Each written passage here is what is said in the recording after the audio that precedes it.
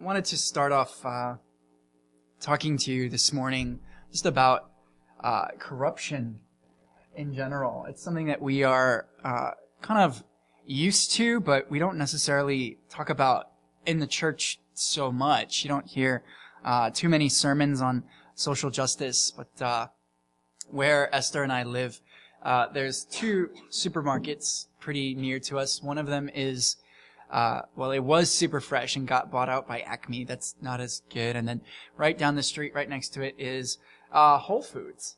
This is actually a picture of the actual Whole Foods on South Street, near where we live. But interesting thing about Whole Foods, I don't know how much you shop there or not. I think their food is kind of overpriced in general. But this summer, there was an article in the Wall Street Journal because I guess whatever government agency investigates such things in New York City, basically these officials found that Whole Foods in New York City, and not just one but several of them, were really mislabeling all of their foods so that you were paying for less food than you thought you were getting, right? You were paying more money than you had to and getting less food. Like if it said you were buying like 3 pounds of peanuts, there might only be like 2 3/4 in there. And so they were really overcharging people by, somewhere between 15 and on some items up to 300%. Just gross overcharging, and people reacted accordingly to this kind of knowing deception and mislabeling. There was outrage. A lot of people stopped shopping there, and their sales for that quarter seriously suffered. It's a really small example, but I think it can resonate with us. We live in a time where just our world in general, we have banking bailouts and recession that seems to keep going on for years and years. We live in a time of things have entered into our vocabulary, like 1%ers and Occupy Wall Street, things that just nobody would know what you were talking about if you used those words even 5 years ago. We live in a time when we have a serious run by a presidential candidate that calls himself a socialist. That never would have happened 5 years ago in this country. And I'm not trying to stand up here and make any political statements, but clearly the Bible condemns this kind of exploitative, manipulative behavior. And so we come to the prophet Amos, and once again, going through Advent, we want to anticipate with God's people of the Old Testament, what is this Messiah going to be like? What are the prophets saying that Jesus will be? And so we go to the book of Amos and look at that, and we find that the prophet Amos is speaking directly to the wealthy upper class of Israelite society. It's a group that he actually is a part of. Amos is, some will translate it as he's a shepherd, but actually probably Amos is a sheep breeder, which means he owns the flocks, and he's probably very wealthy. He's also an olive farmer. He keeps olive trees. And so he belongs to this kind of rich elite group, and he has strong, harsh language for his fellow Israelite elites. The picture that he paints when we come to chapter 8 is the merchants, they're worshiping God in the temple. They're going through all the outward motions of what they're supposed to do as good Israelites and good Jews, but in their hearts, they're waiting impatiently. They're saying, when will this religious feast, the new moon, when will this be over? When will the Sabbath day be over so that we no longer have to keep the commands to not buy or sell and we can go along with our business? Does that sound familiar to any of you? Have you ever felt like this? You're just kind of, oh my goodness, Pastor Rob's sermon is so long. When will this be over?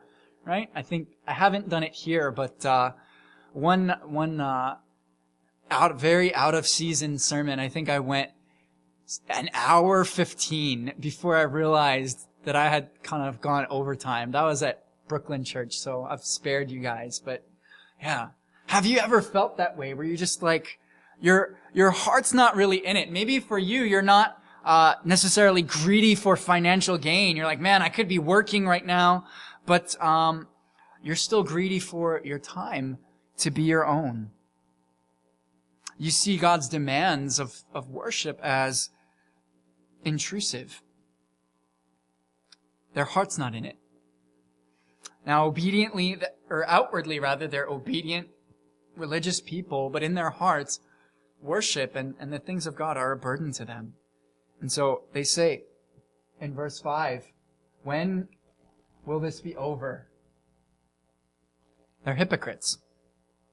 And then you look at their actual behavior during the rest of the week, not just on the Sabbath day. It's blatantly exploitative. It says that they're selling less. Let's make the ephah small. Ephah is just a weight of, it's a unit of volume. It's about a half a bushel.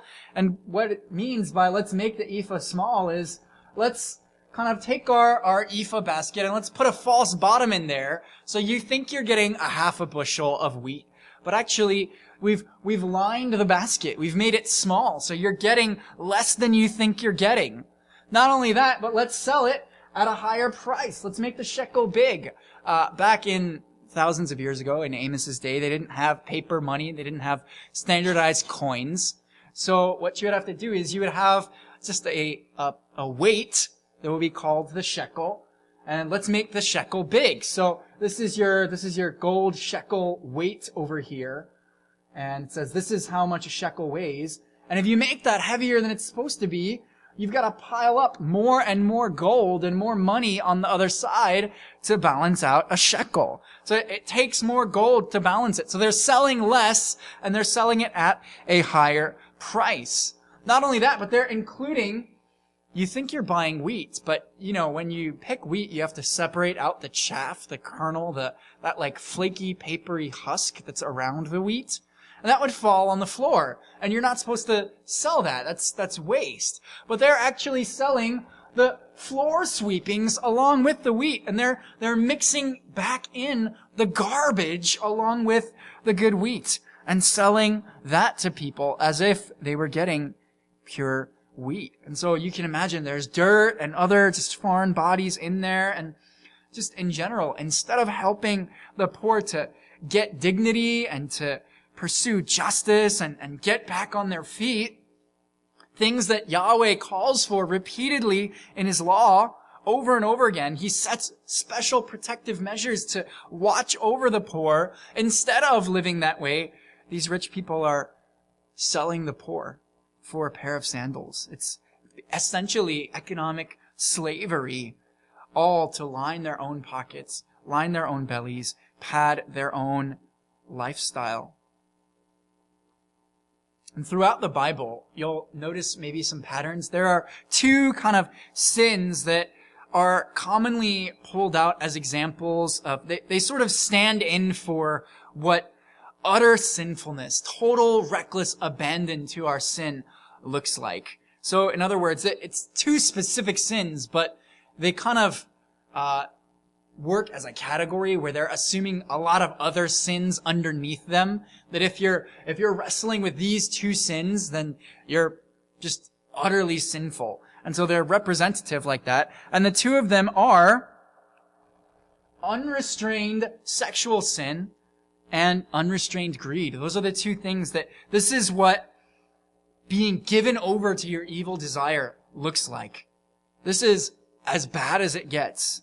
And this indictment is really an indictment against all sin in God's people. This is an expression of sin at its worst and most destructive. Amos is this is the nuclear bomb of sin that Amos is calling the people out for. He says, you appear to be godly, upstanding, pillars of the community, pillars of society. You are the business leaders during the day and during the week, but you're actually selfish, greedy sinners. And God's message for such people is that a day of reckoning is coming, and soon. Unless we read passages like this and say, at least God is not talking about me in this passage. I am definitely not in the 1%, right? I'm not a millionaire. Well, let me remind you that globally speaking, every single one of us here is in the 1% by a very large margin. Do you know what the threshold not just the United States, but globally, do you know what the income threshold is to be in the top 1% of income earners? It's about $34,000 a year. That's like less than an average wage. It's not quite poverty line, but it's not great. I mean, that teachers make more than that. We'll see, some of you will go with me to Haiti this summer, and you'll see firsthand how this kind of poverty that's out there, and when you get that kind of perspective, you realize actually Amos is speaking to us. And just like the powerful people in Amos' day who have so much, who should have been more responsible to use their power for the benefit of their powerless neighbors, we are far too preoccupied with ourselves and our own comforts. And so Amos tells his people that judgment is coming in verses 7 through 10 there in chapter 8. And he describes the judgment itself. He says, in the face of all this injustice, in the face of people who are twisting worship as just a pretense for following their own desires, Amos says God is not blind. We often see this kind of statue of justice, and we hear the phrase justice is blind, and what that means is that justice personified is something that's measured out impersonally, but God is not blind. God sees, and he judges according to every detail. Amos is saying God is not unresponsive to you sinners. His hands are not tied. Amos reminds us of the impending judgment for all of sinful mankind. And in verse 7 he says, I will never forget their deeds. God reminds us through the mouth of Amos that sin has a cosmic dimension as well. We often don't think of that. We think about the relational aspects of sin. We think about the personal, spiritual aspects of sin, but we forget that sin is a cosmic reality. The whole universe is broken and out of whack, off kilter, because of sin. So it's not just about oppressing the poor. It's not just about having this callous, self-absorbed attitude. This particular sin issue comes from a pattern of imbalance and injustice on a cosmic scale. A refusal to exist in a right submissive relationship to God as we were created to. It's a symptom of a whole cosmos that's been thrown off kilter by our choice to try to be our own gods. And verse 8 describes this in colorful language when it says, the whole earth, the earth itself, is described as shuddering with horror at this great evil that's committed on it. In other words, the ground is more obedient, more righteous than sinful man. God tells the mountains to be lifted up, and they obey. He tells the ground to give forth fruit, and it obeys. The wind and the waves, famously in that gospel passage, obey his commands and listen to his voice. And here, the earth literally just can't abide to know that its bounty, its offering to God, its worship is being used to sustain this kind of rebellion from mankind. And so Amos says the earth itself, the whole earth, trembles at this. There's also a picture of the earth itself rising up as God's tool of judgment, physically through earthquake and flood, where the locus of sin is, in this case, agricultural, it's economic sin. So the fitting judgment is going to come through the land, the earth as well. And the earth itself, which is God's servant, actually becomes a death trap and takes part in the judgments. So we see a description of the flood cycle of the Nile. And the judgment is likened to these flood cycles of the Nile River, or it's made parallel to a disastrous earthquake, or you remember the flood in the days of Noah, where all mankind was destroyed and wiped out except for 8 people. And, lots of us talk today about global warming and climate change. There was just that summit in Paris that ended yesterday. And I mean this in the least cheesy way possible, but according to the Bible, the real pollution that we have to deal with is spiritual. And it affects the physical earth, the physical universe, the same way that global warming does, but it's our spiritual pollution that's causing these catastrophes. You remember back right immediately after Adam sinned in the garden, what does God say in Genesis 3:17? Cursed is the ground because of you. Because of us. Romans 8:22 again similarly reminds us that the earth itself groans waiting for our redemption.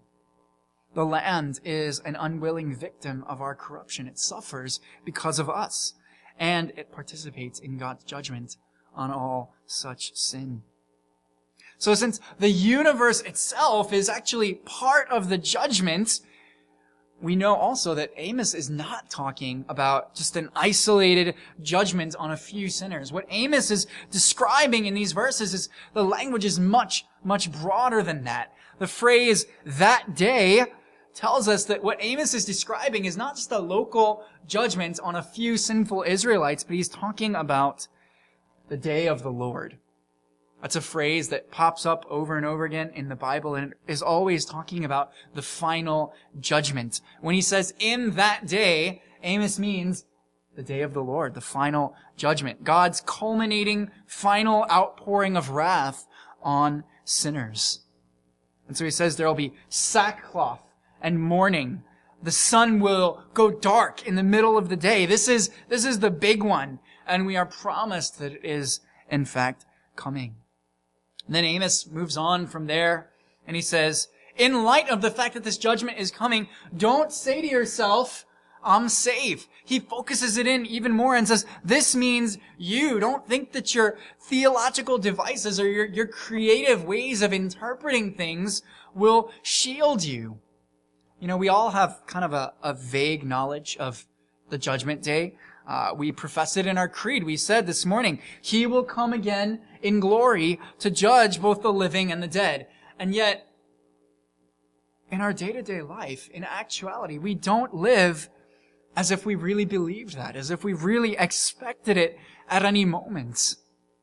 When we do ponder the coming judgment, we usually immediately reassure ourselves that whatever may happen, surely we are safe. We go to church, we live a pretty good life, etc., etc. But the targets of Amos's prophecy, the people that he's speaking to, they said exactly the same thing in verse 10. Disaster will not overtake us.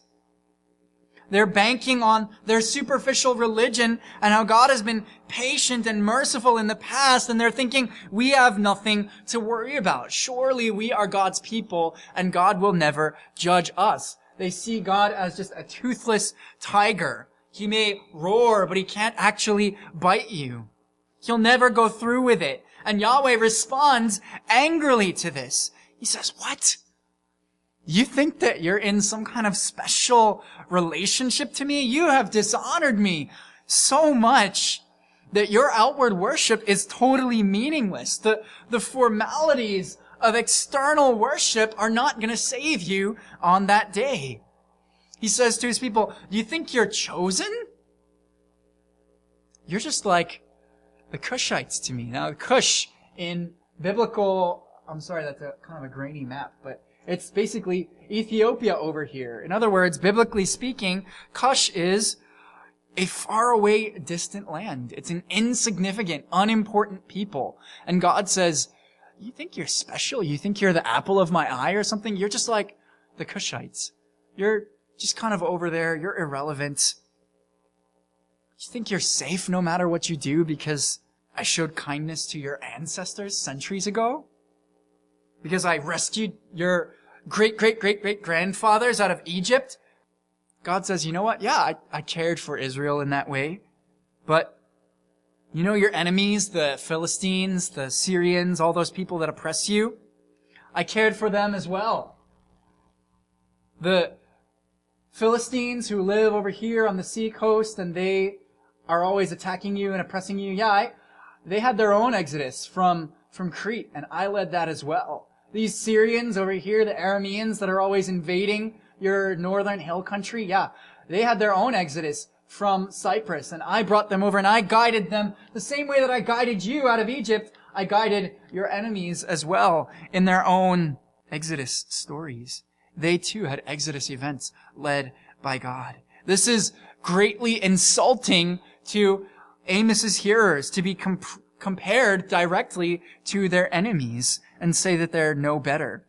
Not only that, but in a special irony, see, in the Exodus story, the Israelites, God's people, were the victims. But now the tables are turned. They've become the oppressors, and yet they're expecting somehow to escape the plagues that overcame the Egyptians. They're expecting that even though they've become the oppressors, somehow God is still on their side. But God clearly says, no.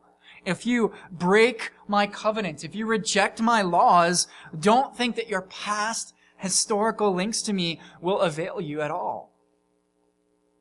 God is basically saying, in so many words, you're not special. God is not going to suspend his justice and his judgment and give you special treatment. Sin has changed. It's tainted. It's ruined your relationship, not only to your neighbors, not only to the physical earth, but to me, to Yahweh. It's poisoned everything. Sin touches everything, and sinners will die. Now, at the local, immediate level that Amos is speaking to, this means that Israel and Judah as a political entity will be wiped out. They're going to be invaded by their stronger imperial neighbors, the Assyrians and Babylonians, and they're going to be taken away into exile.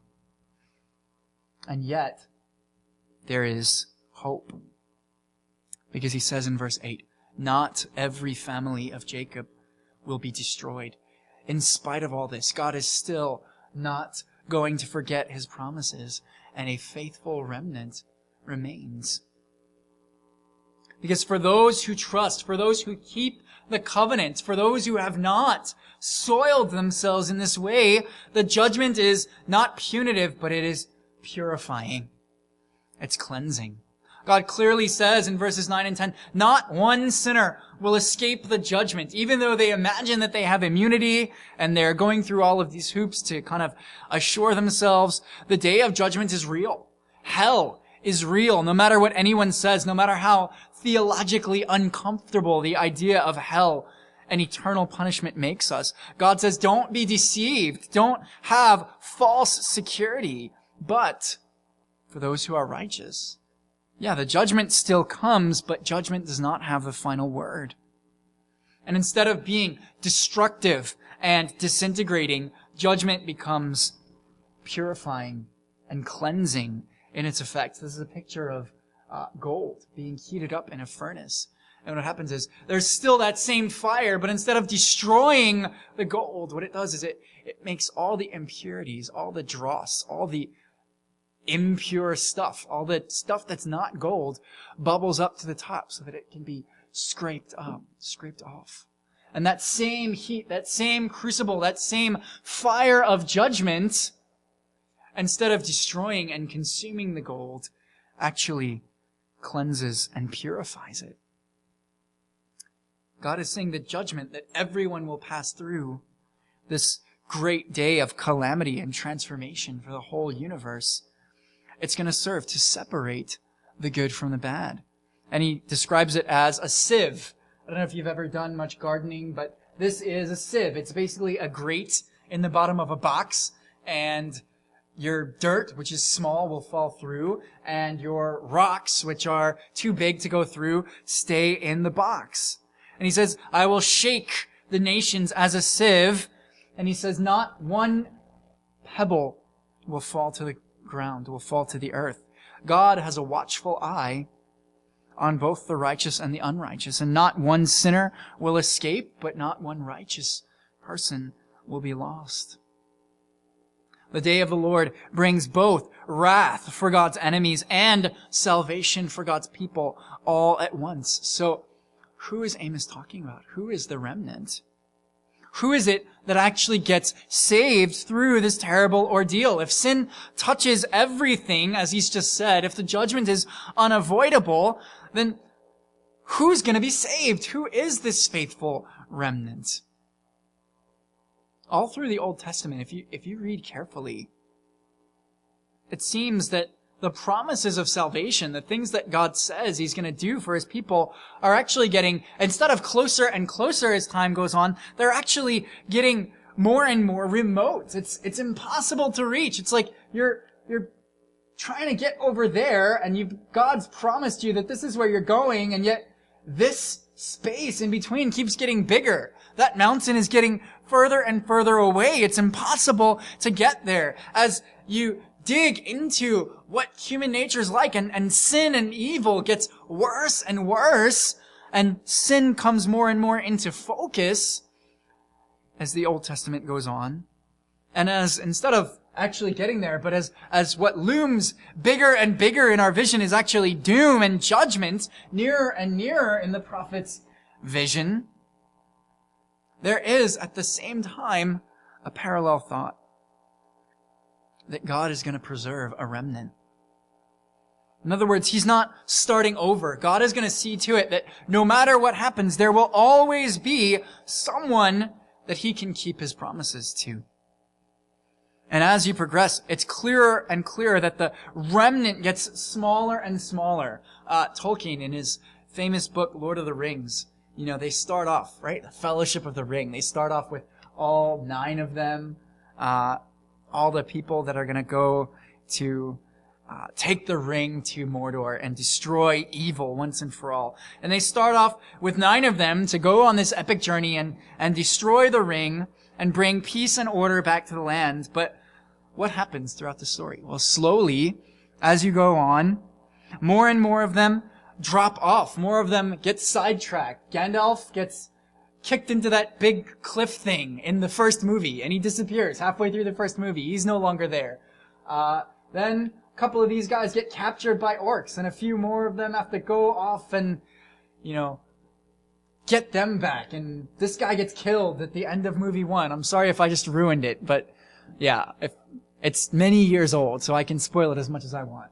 Read the books, they're good. But everybody gets taken out. And then finally at the end, Sam and Frodo do make it to Mount Doom, but at the very end, when it looks like they're finally going to get there, Frodo can't actually go through it. And the only reason that they actually succeed in their mission is, Frodo, he gives in to the power of the ring. He's going to go become the next Dark Lord, and it's only because Gollum actually bites off his finger and fights him for the ring and accidentally falls over the edge that they even succeed at all. And we see that same pattern in the Bible. God is shrinking down little by little his remnant of faithful ones. It's getting smaller and smaller until ultimately there is a remnant of only one left. There is only one faithful Israelite who will crush evil and heal the world.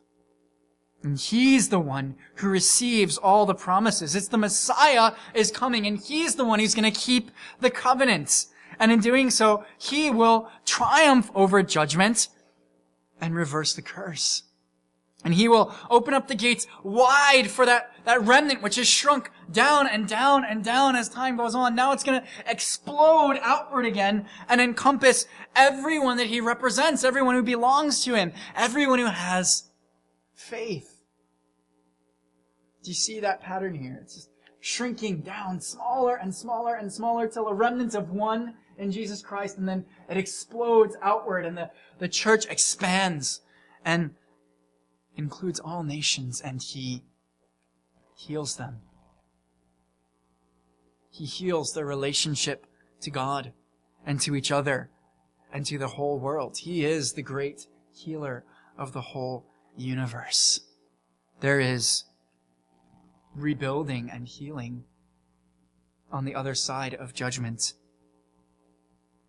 Israel doesn't make this happen for themselves. It's purely gracious.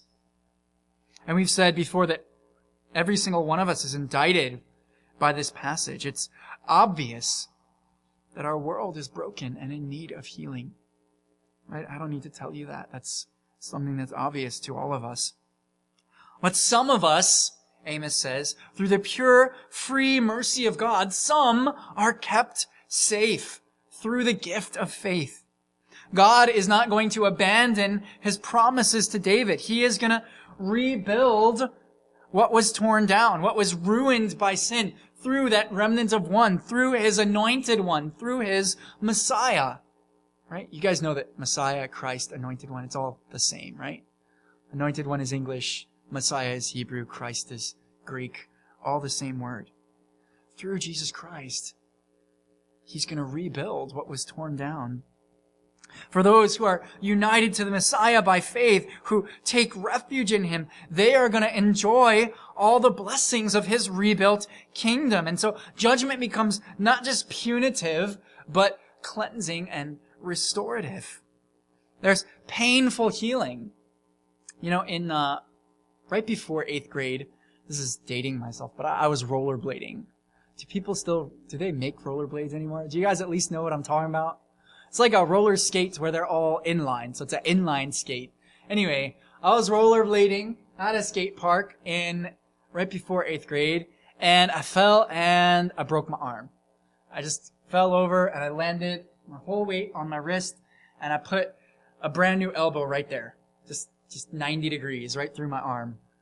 And I picked myself up and I looked at it and I was like, I think this should probably hurt more. And then I tapped it like that, and then I started screaming. I think I was in maybe a little bit of shock, but this is not an x-ray of my arm, but it's pretty close to the break that I had. Just clean through both bones.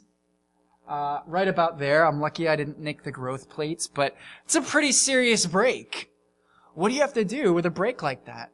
Well, you have to do exactly what they did to me. First, they took this giant needle and jammed it into my bones. Sorry for the squeamish people. They inject the morphine, the painkiller, directly into the bone itself. So 2 giant needles going into my bone that's already broken. And then they've got to set it. Right? You can't leave the bone like this, or it's going to heal and your arm is not going to be straight. My hand would be like that all the time. I wouldn't never be able to use it again. And so you've got to line these bones back up. And so what they did, they took my swollen, painful, broken arm, they stuck it under an x-ray, and they literally just take the 2 halves and yank and hope that they can kind of snap it back together in the right position. And it's really, really painful, but it's absolutely necessary. And actually, for me, they had to set my arm 3 times. They had to oh, nope, that's not it. Let's try that. Nope, that's not it. And then the 3rd time, they finally got it lined up.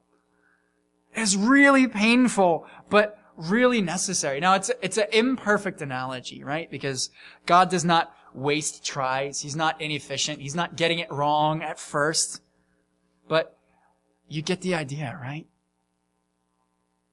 Not one is lost, either for judgment or for salvation. Messiah comes not just to heal individuals, but to heal the whole twisted, distorted cosmos and make everything new. To restore it to what it should have been, and even better. We can be safe. We can be healed ourselves. And we can be part of that world healing by clothing ourselves with his righteousness, by taking refuge in him, by belonging to him. And look at the picture that Amos gives us of the healed land under Messiah Jesus' rule. Well, first of all, it's that he will rule. He will sit on David's throne as a member of his house, and he will restore it, as verse 11 says, to its former glory. Jesus restores the line of David, which was erased temporarily by judgment. Physically, you read the genealogies in Matthew and Luke, those long lists of names that you like to skip over, but they're really important because it shows that Jesus is in the line of David. He's literally physically descended from King David and the rightful heir to his throne. And he rules on David's throne. Not only that, but he rules over a kingdom of peace and righteousness. In this new land that Amos is talking about, the historic enemies of God's people, right? He says, Edom. Edom is descended from Esau, the brother of Jacob. In other words, he's the half, or the twin brother of the Israelites, and has historically been oppressing them all this time and attacking them, and he is the opposite of everything that Israel represents, is the Edomites. And he says, Edom and all of the nations are reconciled in this future kingdom. All nations, no matter where you're from, all the enemies of Israel, the Phoenicians, the Cretans, the Arameans, the Edomites, all of them. He says, many nations will be called by my name. It's not just the Israelites that have the name of Yahweh placed on them, but it's many nations. We also see a picture of the healed ground producing abundant fruit. This is restored paradise.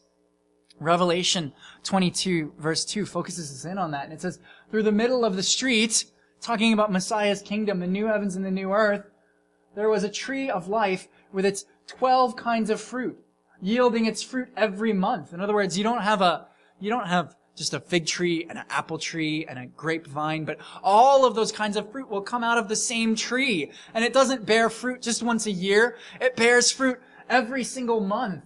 And the leaves of the tree are for the healing of the nations.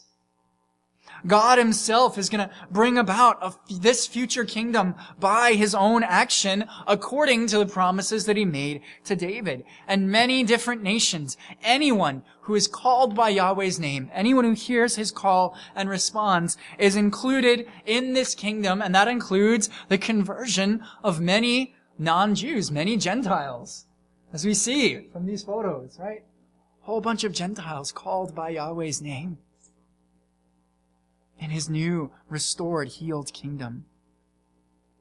There's language Amos uses of overwhelming abundance after the purification. All the hills will run with wine. It'll be rich and fruitful. The land itself will be so eager to produce fruit that the planters and reapers are actually going to bump into each other. You're not going to plant in the spring and harvest in the fall.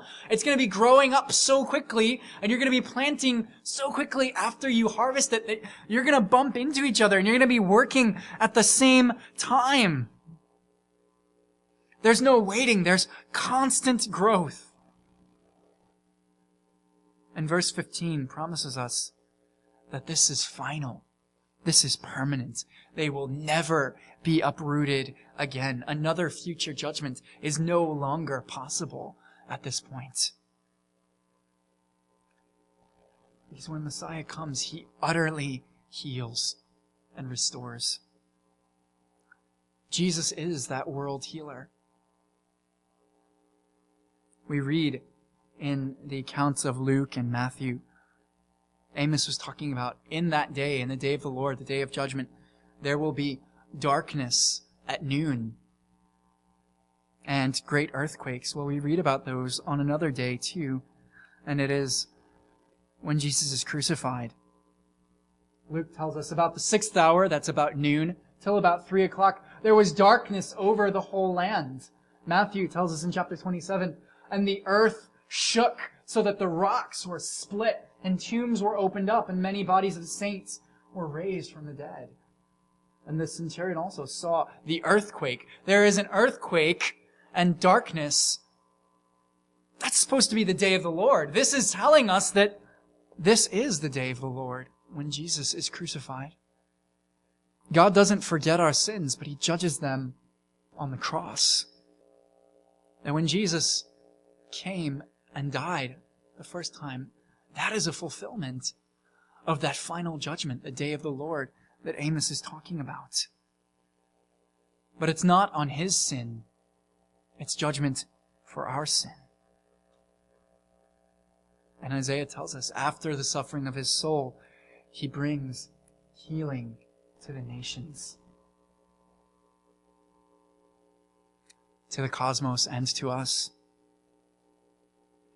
And if we trust in him, we will never again be uprooted from the land. And we're waiting for the day when we will see him come in glory to judge. But we don't fear that day. And we're not afraid, not because we're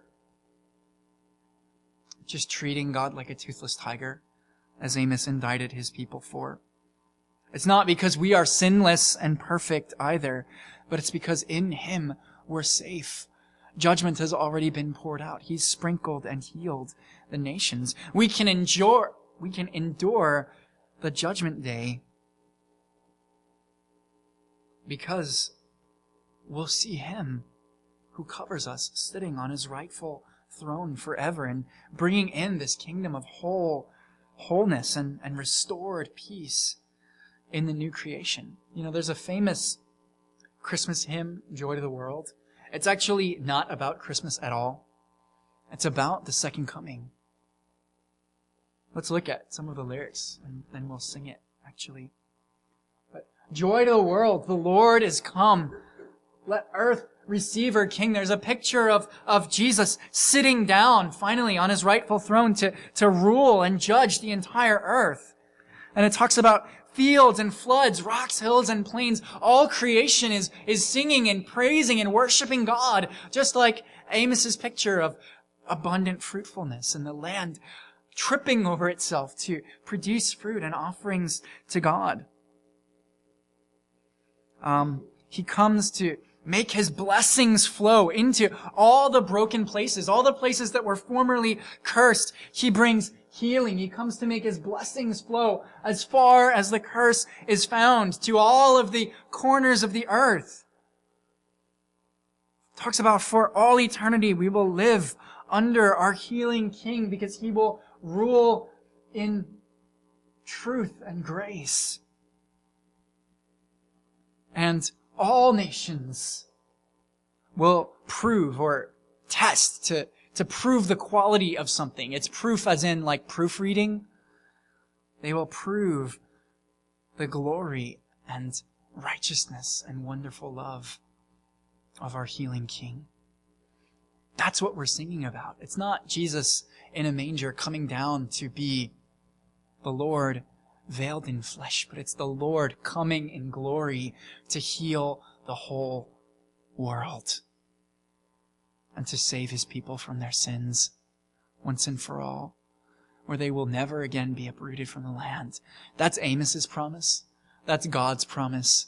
And that's what we're celebrating. That's what we're looking forward to, even as we think back to when he came the first time.